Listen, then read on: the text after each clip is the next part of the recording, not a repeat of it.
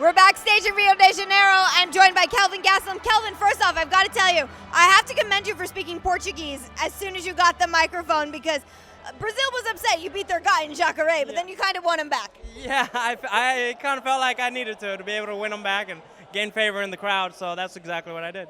You know, we were talking off camera, and you said tough fight to me. You drank some water, and you said tough fight. When obviously it's hard to reflect right now with a lot of adrenaline flowing, but what really is going through your mind about that performance?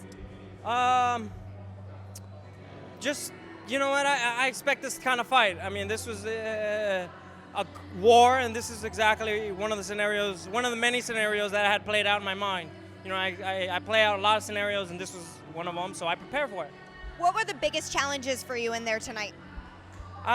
Just the ground game. You know, I feel obviously he's a specialist on the ground, and but it was positions that I've trained for. You know, I knew I was going to be mounted. I knew I was going to be taken down. So the response to that was the, you know, how I respond to that was going to determine the fight, and definitely I responded well. I did what I was trained to do.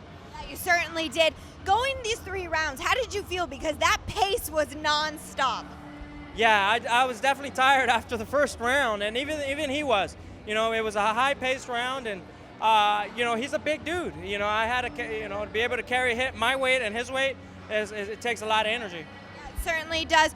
You know, we talk about a lot that you should be next in line, but if you're not, is there just a timeline you'd like to have? Do you want to get back in the octagon sooner? Is this something where you'd like a little bit of a break? You know what? I've been pretty active in my career this last few years, but I feel like I should be next in line. The winner of this fight should be next in line for the title fight later on this year, preferably in Madison Square Garden. Oh, I like the sound of that. Okay, Kelvin. Well, congratulations on an incredible performance here. Enjoy the rest of your time in Rio. Thanks.